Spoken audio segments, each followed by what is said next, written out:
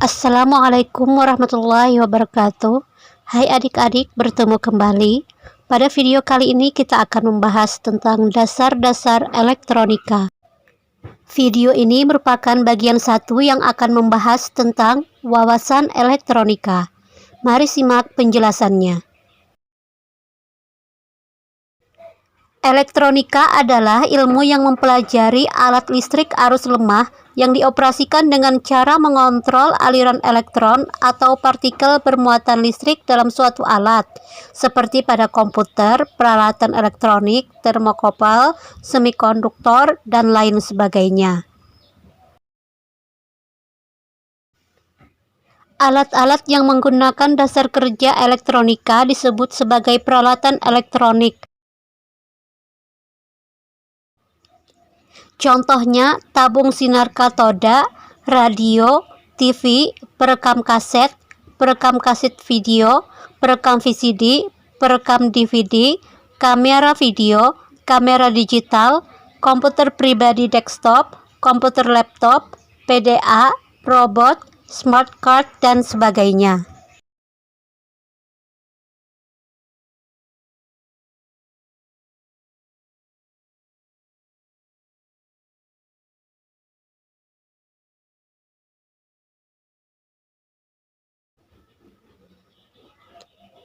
Selanjutnya kita bahas komponen elektronika dasar. Terdiri dari komponen aktif yaitu transistor, dioda, dan IC.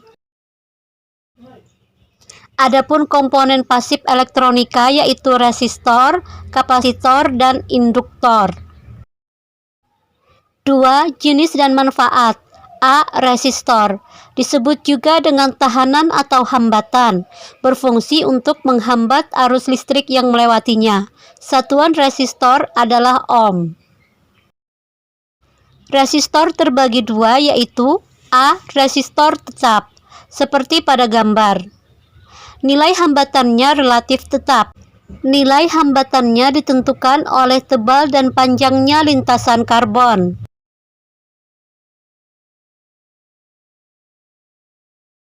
B. Resistor variabel, simbolnya seperti pada gambar. Disebut juga potensiometer. Adalah resistor yang besar hambatannya dapat diubah-ubah. Yang termasuk ke dalam potensiometer yaitu resistor KSN atau koefisien suhu negatif, dan resistor LDR dan resistor PDR. Selanjutnya menentukan kode warna pada resistor. Perhatikan gambar. Kode warna pada resistor menyatakan harga resistensi dan toleransinya. Semakin kecil harga toleransi suatu resistor adalah semakin baik. B. Kondensator atau kapasitor. Ialah suatu alat yang dapat menyimpan energi di dalam medan listrik dengan cara mengumpulkan ketidakseimbangan internal dari muatan listrik. Kondensator memiliki satuan yang disebut farad.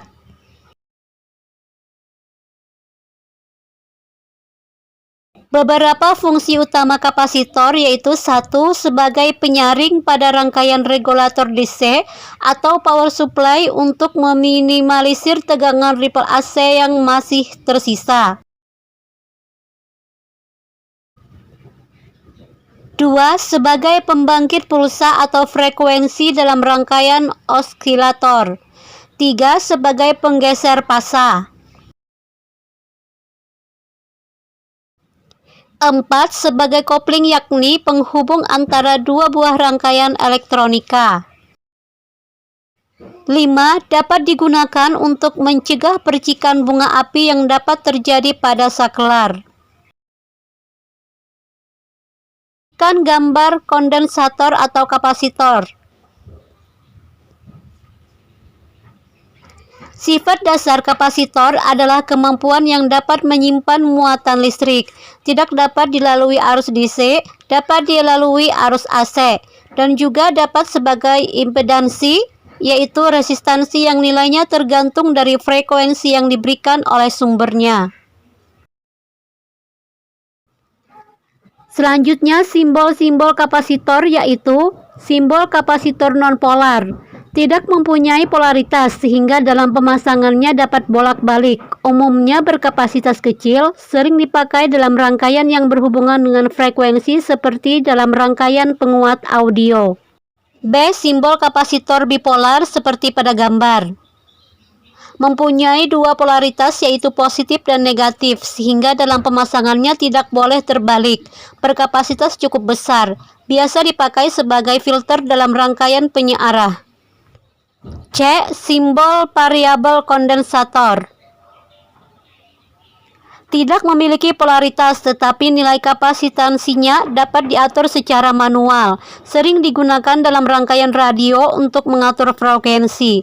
Istilah lain dari variabel kapasitor adalah VARCO atau variabel kondensator. Selanjutnya C. Induktor atau reaktor. C. Induktor atau reaktor.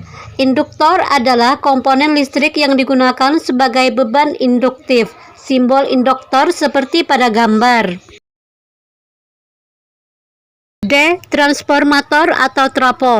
Transformator atau trapo adalah alat yang memindahkan tenaga listrik antar dua rangkaian listrik atau lebih melalui induksi elektromagnetik. Jenis-jenis transformator yaitu 1. Step up. Simbolnya seperti pada gambar, yaitu transformator yang memiliki lilitan sekunder lebih banyak daripada lilitan primer, sehingga berfungsi sebagai penaik tegangan.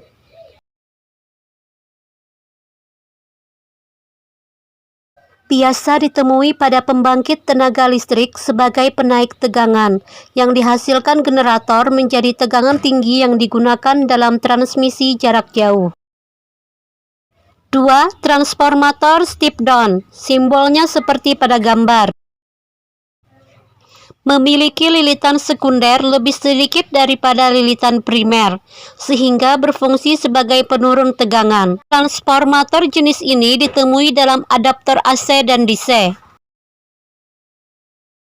3. Autotransformator. Simbolnya seperti pada gambar. Terdiri dari satu lilitan yang berlanjut secara listrik dengan sadapan tengah. Dalam transformator ini, sebagian lilitan primer juga merupakan lilitan sekunder. Keuntungannya adalah ukuran fisiknya yang kecil dan kerugian yang lebih rendah daripada jenis dua lilitan. 4. Autotransformator variabel. Simbolnya seperti pada gambar. Adalah autotransformator biasa yang sadapan tengahnya bisa diubah-ubah, memberikan perbandingan lilitan primer sekunder yang berubah-ubah. 5. Autotransformator isolasi. Memiliki lilitan sekunder yang berjumlah sama dengan lilitan primer, sehingga tegangan sekunder sama dengan tegangan primer. Berfungsi sebagai isolasi antara dua kalang. 6. Autotransformator pulsa. Adalah transformator yang didesain khusus untuk memberikan keluaran gelombang pulsa menggunakan material inti yang cepat jenuh sehingga setelah arus primer mencapai titik tertentu, flux magnet berhenti berubah. 7. Autotransformator 3 fase. Adalah 3 transformator yang dihubungkan secara khusus satu sama lain. Lilitan primer biasanya dihubungkan secara bintang dan lilitan sekunder dihubungkan secara delta.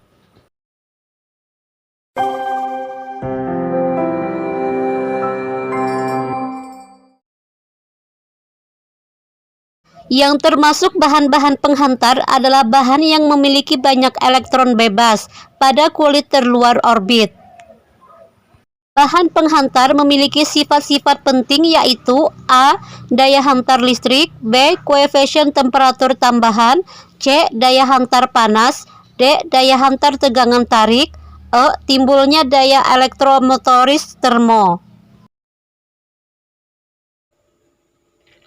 Bahan yang memiliki banyak elektron bebas pada kulit terluar orbit, dan ini memiliki sifat sebagai penghantar listrik. Berikut sifat-sifat beberapa bahan. Aluminium atau Al. Memiliki sifat dapat ditempa dalam keadaan dingin, tidak tahan terhadap garam dapur atau laut, warna silver atau perak, titik didih 1800 derajat Celcius, rho atau massa jenis 0,0278, alfa sama dengan 0,0047. Tembaga. Beberapa sifat penting logam tembaga yaitu dapat disepuh dan berkarat bila terkena karbon dioksida. Titik didih 2236 sampai 2340 derajat Celcius, massa jenis atau rho sama dengan 0,017, alfa sama dengan 0,0043.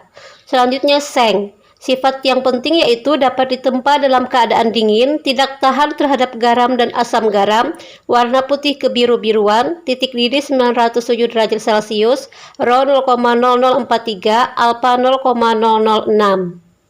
Selanjutnya timah. Sifat penting yaitu warna jernih mengkilap, titik didih 236 derajat Celcius, warna putih kebiru-biruan, titik didih 907 derajat Celcius, rho 0,0043, alfa 0,12.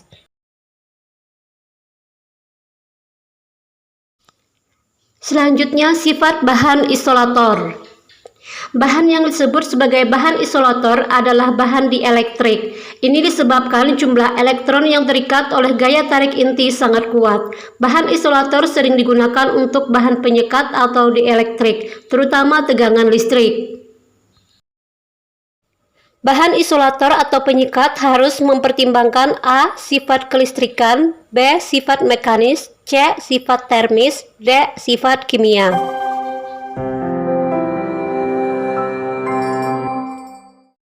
Selanjutnya kita masuki pembahasan konsep elektronika. Terbagi dua yaitu elektronika analog dan elektronika digital. Elektronika analog ialah bidang elektronika di mana sinyal listrik yang terlibat bersifat kontinu, sedangkan komponen yang digunakan umumnya disebut komponen diskret. Beberapa alat dengan konsep elektronika analog yaitu jam tangan konvensional, kamera analog, alat-alat perkusi, menghitung dengan tangan, lidi, dan batu, komputer analog, atau komputer dengan program yang sangat sederhana. Kelebihan teknologi analog yaitu tidak mudah dimakan usia, biaya yang digunakan murah, hasil yang didapatkan dapat diuji ketepatannya. Kekurangan teknologi analog yaitu tidak efisiensi dan lambat pemakaiannya. Adapun elektronika digital adalah sistem elektronika yang menggunakan isyarat digital. Beberapa alatnya yaitu alat musik, sampler, sequencer, dan groove box. Kemudian kamera digital, menghitung dengan kalkulator atau komputer, dan modem.